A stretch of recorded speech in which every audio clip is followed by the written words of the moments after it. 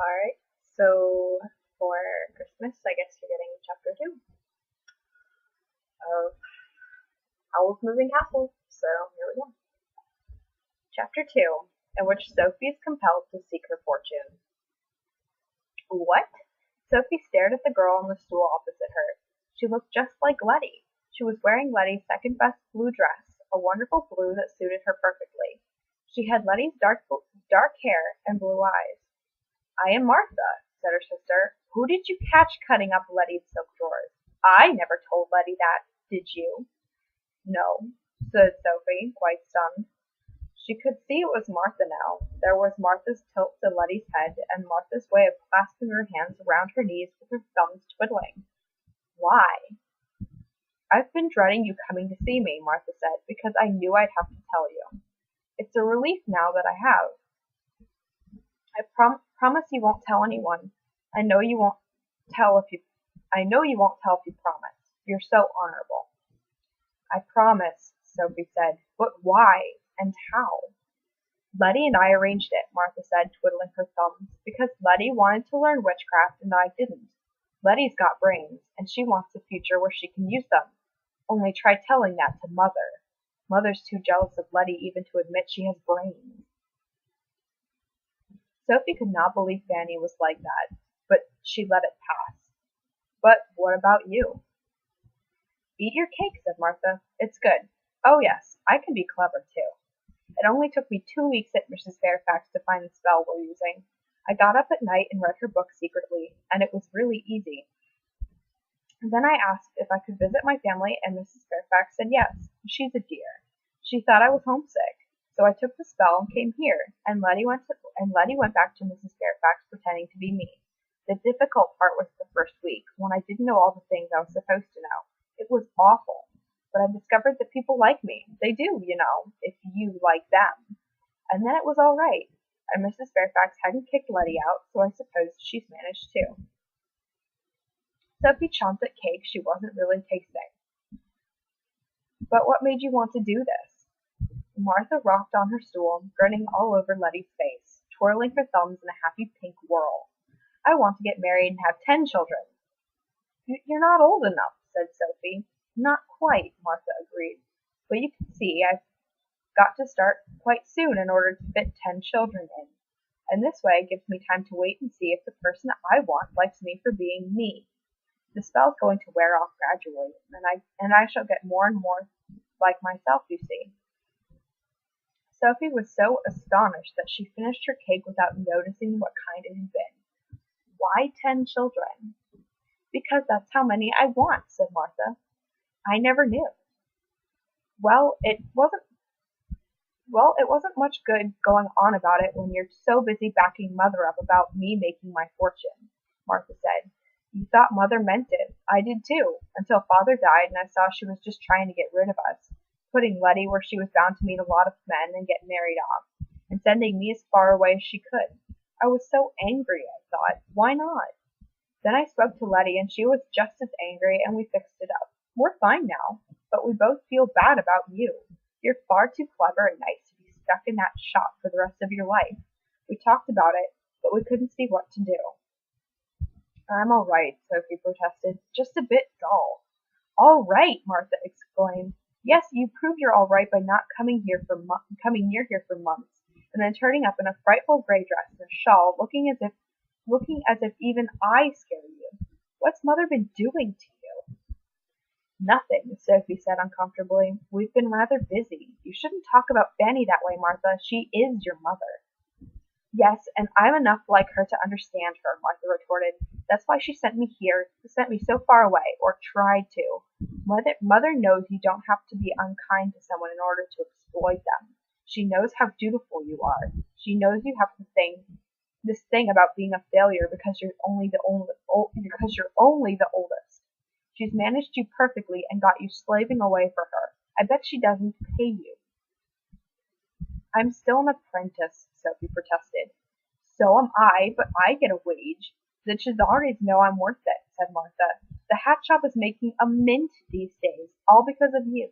You made that green hat that makes the mayor's wife look like a stunning schoolgirl, didn't you? Caterpillar green. I trimmed it, said Sophie. And that bonnet Jane Ferrier was wearing when she met that nobleman, Martha swept on. You're a genius with hats and clothes, and Mother knows it. You sealed your fate when you made Letty that outfit last May Day.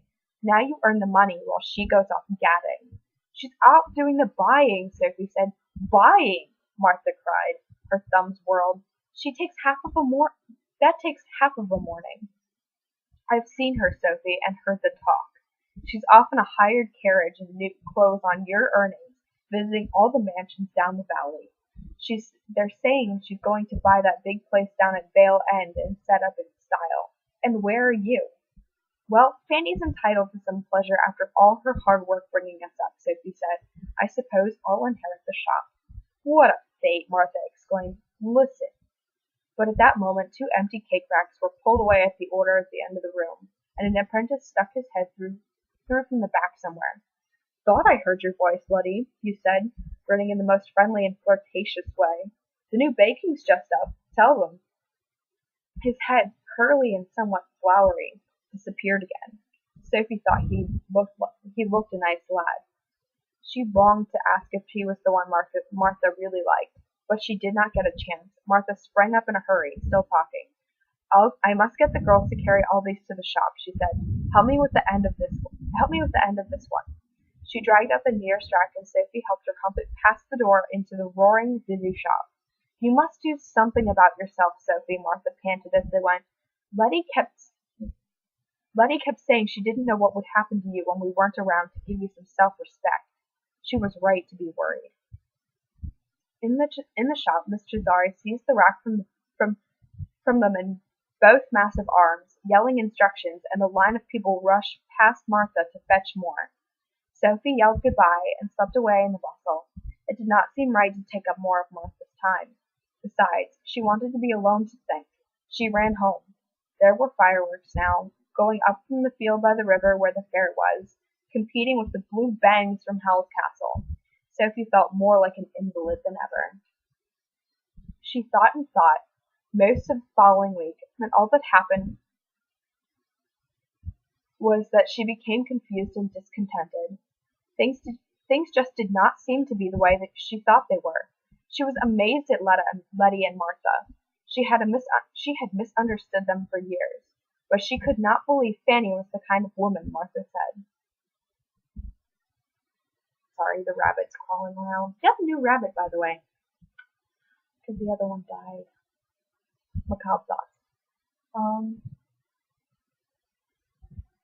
Back to reading. There was a lot of time for thinking, because Bessie duly left to be married, and Sophie was mostly alone in the shop. Fanny did seem to be out a lot, gadding or not, and trade was slack after May Day.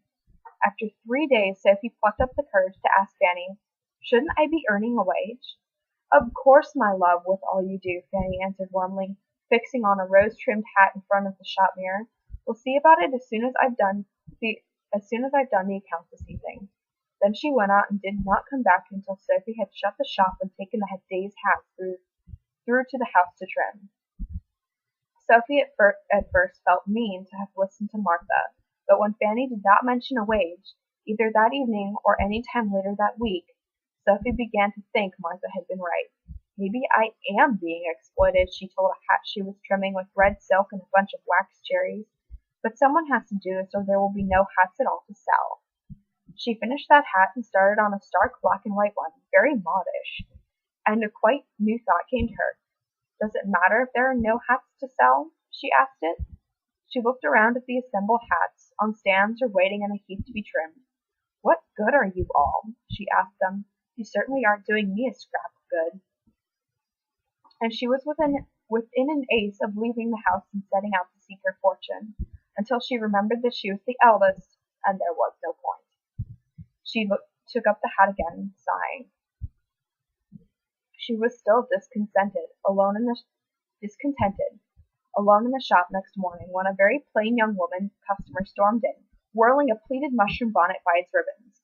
"Look at this!" the young lady shrieked. "You told me this was the same bonnet Jane Ferrier was wearing when she met the Count, and you lied. Nothing has happened to me at all." "I'm not surprised," Sophie said, before she had caught up with herself. you're fool enough to wear that bonnet with a face like that, you wouldn't have the wit to spot the king himself if he came begging. And if he hadn't turned to stone just at the sight of you. The customer glared. Then she threw the bonnet at Sophie and stormed out of the shop. Sophie carefully crammed the bonnet into the wastebasket, panting rather. The rule was, lose your temper, lose a customer. She had just proven that rule. It troubled her to realize how very enjoyable it had been. Sophie had no time to recover. There was the sound of wheels and horse hoofs, and a carriage darkened the window. The shop bell clanged, and the grandest customer she had ever seen sailed in, with the sable wrap drooping from her elbows and diamonds winking all over her dense black dress. Sophie's eyes went to the lady's wide hat first, a real ostrich plume dyed to reflect the pinks and greens and blues winking in the diamonds, and yet still looked black. This was a wealthy hat. The lady's face was carefully beautiful. The chestnut brown hair made her seem young, but Sophie's eyes took in the young man who followed the lady in, a slightly formless-faced person with reddish hair, quite well dressed, but pale and obviously upset. He stared at Sophie with a kind of beseeching horror. He was clearly younger than the lady. Sophie was puzzled. "Miss Hatter?" the lady asked in a musical but commanding voice. "Yes," said Sophie. The man looked more upset than ever. Perhaps the lady was his mother. "I hear you sell the most lovely hats," said the lady. "Show me." Sophie did not trust herself to answer in her present mood. She went and got out hats.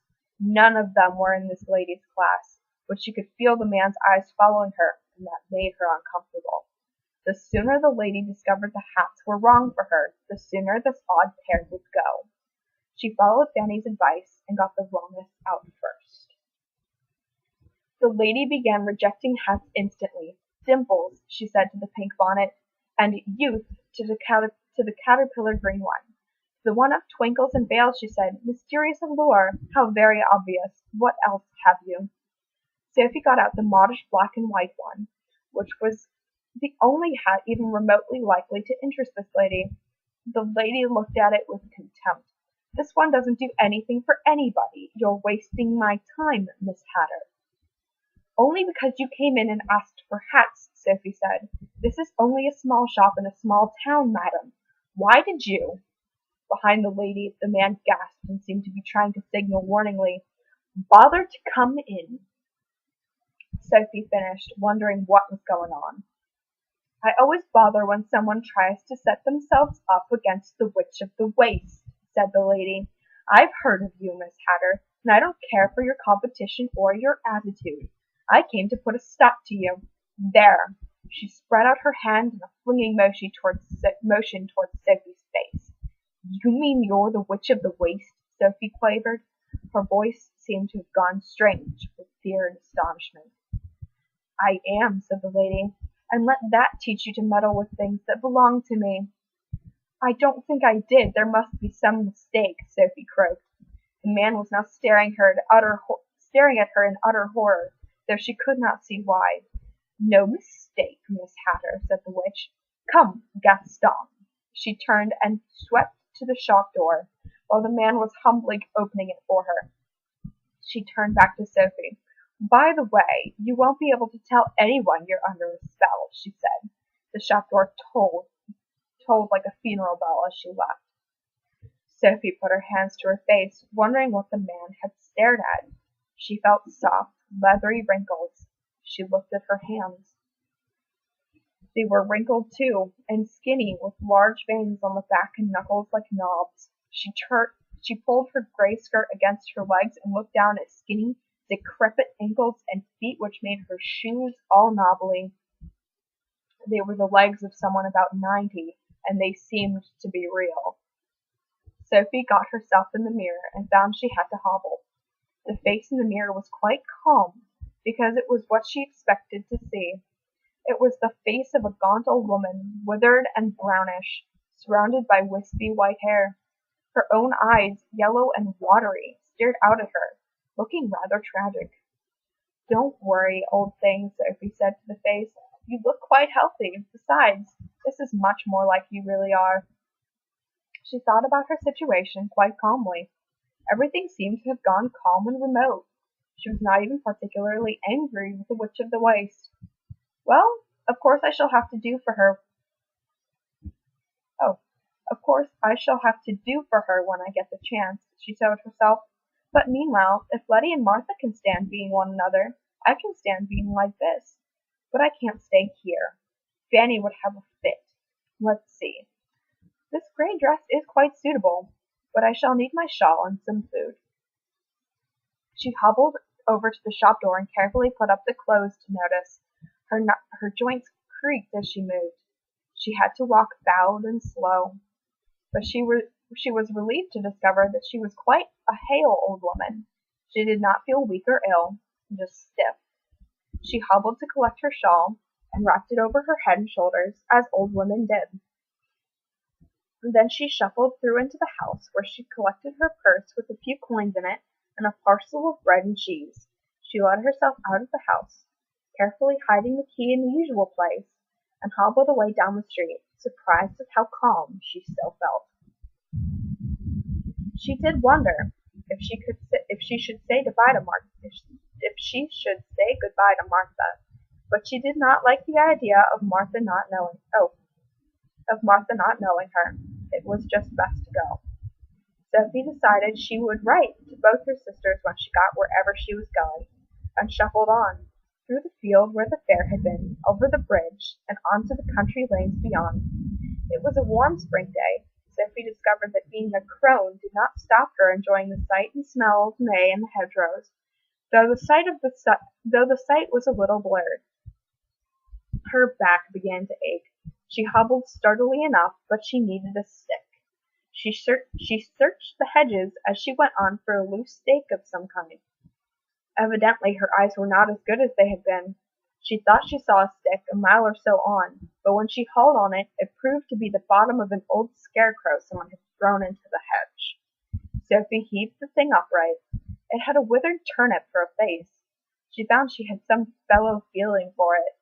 Instead of pulling it to pieces and taking the stick, she stuck it between two branches of the hedge, so that it stood looming rakishly above the May, with tattered sleeves on its thick arms fluttering over the hedge. There, she said, with crackled old voice, and her crackled old voice surprised her into giving a crackled old cackle of laughter. Neither of us are up to much, are we, my friend? Maybe you'll get back to your field if I leave you where people can see you. She set off up the lane again, but a thought struck her and she turned back. Now, if I wasn't doomed to failure because of my position in the family, she told the Scarecrow, you could come to life and offer me help in making my fortune. But I wish you luck anyway. She cackled again and was off. Perhaps she was a little mad, but then old women often were. She found a stick an hour or so later, when she sat down on the bank to rest and eat her bread and cheese. There were noises in the hedge behind her, little strangled squeakings, followed by heavings that shook many petals off the hedge. Sophie crawled on her bony knees to peer past leaves and flowers and thorns into the inside of the hedge, and discovered a thin gray dog in there. It was hopelessly trapped by a stout stick, which had somehow gotten twisted into a rope that was tied around its neck. The stick had wedged itself between two branches of the hedge, so that the dog could barely move. It rolled its eyes wildly at Sophie's peering face. As a girl, Sophie was scared of all dogs. Even as an old woman, she was quite alarmed by the 2 rows of white fangs in the creature's open jaws. But she said to herself, the way I am now, it's scarcely worth worrying about, and felt in her sewing pocket for her scissors. She reached into the hedge with the scissors and sawed away at the rope around the dog's neck. The dog was very wild. It flinched away from her and growled, but Sophie sawed bravely on. You'll starve or throttle to death, my friend, she told the dog in her crackled old voice. unless you let me cut you loose. In fact, I think someone has tried to throttle you already. Maybe that accounts for your wildness. The rope had been tied quite tightly around the dog's neck, and the stick had been twisted viciously into it. It took a lot of sawing before the rope parted and the dog was able to drag itself from under the stick. Would you like some bread and cheese? Sophie asked it then, but the dog just growled at her, forced its way out through the opposite side of the hedge, and slunk away. There's gratitude for you, Sophie said, rubbing her prickled arms. But you left me a gift in spite of yourself. She pulled the stick that trapped the dog out of the hedge, and found that it was a proper walking stick, well trimmed and tipped with iron. Sophie finished her bread and cheese and set off walking again. The lane became steeper and steeper, and she found the stick was a great help. It was also something to talk to. Sophie thumped along with a will, chatting to her stick. After all, old people often talk to themselves. There's 2 encounters, she said, and not a scrap of magical gratitude from either. Still, you're a good stick. I'm not grumbling. But I'm surely due to have a 3rd encounter, magical or not. In fact, I insist on one. I wonder what it will be. Just a moment. I'm gonna, get a drink. Yeah. I hope I don't have to, put subtitles on this episode. Because that would suck. That was 4 hours of time just doing those subtitles. But I suppose, now that I know what I'm doing... Woo! It fell! Oops. Now that I know what I'm doing, it'll be easier. I didn't have it. Rabbit, what are you doing? Where was it? The 3rd encounter came towards the end of the afternoon when Sophie had worked her way quite high into the hills. A countryman came whistling down the lane toward her. A shepherd, Sophie thought, going home after seeing to his sheep. He was a well-set-up young fellow of 40 or so. Gracious, Sophie said to herself, this morning I'd have seen him as an old man. How one's point of view does alter. When the shepherd saw Sophie mumbling to herself, he moved rather carefully over to the other side of the lane and called out with great heartiness, Good evening to you, mother. Where are you off to? Mother, said Sophie, I'm not your mother, young man. A manner of speaking, the shepherd said, edging along against the opposite hedge. I was only meaning a polite inquiry, seeing you walking off into the hills at the end of the day. You won't get down into Upper Folding until before nightfall, will you? Sophie had not considered this. She stood in the road and thought about it. It doesn't matter, really, she said, half to herself. You can't be fussy when you're off to seek your fortune. Can't you indeed, mother, said the shepherd. He now edged himself downhill with Sophie and seemed to feel better for it. Then I wish you good luck, mother, provided your fortune don't have nothing to do with charming folks' cattle. And he took off down the road in great strides, almost running, but not quite. Sophie stared after him indignantly. There, I can speak English. Yay! He thought I was a witch, she said to her stick. She had half a mind to scare the shepherd by shouting nasty things after him, but that seemed a little unkind. She plugged on uphill, mumbling. Shortly, the hedges gave way to bare banks, and the land beyond became quite heathery upland, with a lot of steepness beyond that covered with yellow, rattling grass. Sophie kept grimly on. By now her knobbly old feet ached, and her back, and her knees. Excuse me. She became too tired to mumble and simply plugged on, panting, until the sun was quite low. And all at once it became quite clear to Sophie that she could not walk a step further. She collapsed onto a stone by the wayside, wondering what she would do now. The only fortune I can think of is a comfortable chair, she gasped. The stone proved to be a sort of headland. I'll just restart that sentence. The stone proved to be be on a sort of headland, which gave Sophie a magnificent view of the way she had come. There was mostly the valley spread out beneath her in the setting sun, all fields and walls and hedges, the windings of a river, and the fine mansions of rich people glowing out from the clumps of trees, right down to the blue mountains in the far distance. Just below her was Market Shipping. Sophie could look down into its well-known streets. There was Market Square, and Chazaries. She could have tossed a stone down the chimney pots of the old house next to the hat shop. How near it still is, Sophie told her stick in dismay. All that walking just to get above my own rooftop. It got cold on the stone as the sun went down. An unpleasant wind blew whichever way Sophie turned to avoid it. Now it no longer seemed so unimportant that she would be out of the hills during the night. She found herself thinking more and more of a comfortable chair and a fireside, and also of darkness and wild animals. But if she went back into Market Shipping, it would be in the middle of the night before she got there. She might just as well go on. She sighed and stood up, creaking. It was awful.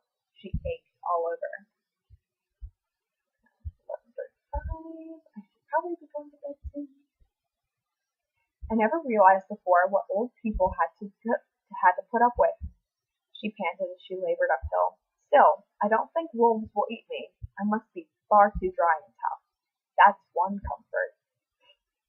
Night was coming down fast now, and the heathery uplands were blue-gray. The wind was sharper. Sophie's panting and the creaking of her limbs were so loud in her ears that it took her a while to notice that some of the grinding and puffing was not coming from herself at all. She looked up, blurrily. Wizard Howl's castle was rumbling and bumping toward her across the moorland. Black smoke was blowing up in clouds from behind its black battlements. It looked tall, thin, and heavy and ugly and very sinister indeed. Sophie leaned on her stick and watched it. She was not particularly frightened. She wondered how it moved, but the main thing in her mind was that all that smoke must mean a large fireside somewhere inside those tall black walls. Well, why not? She said to her stick. Wizard Howl is not likely to want my soul for his collection. He only takes young girls. She raised her stick and waved it imperiously at the castle. Stop! She shrieked. The castle obediently came to a rumbling, grinding halt about 50 feet uphill from her. Sophie felt rather gratified as she hobbled toward it. And that's the end of chapter 2. I will read chapter 3 to you soon, but for now, it's Christmas Eve. I need to go to bed. And I bid you good night.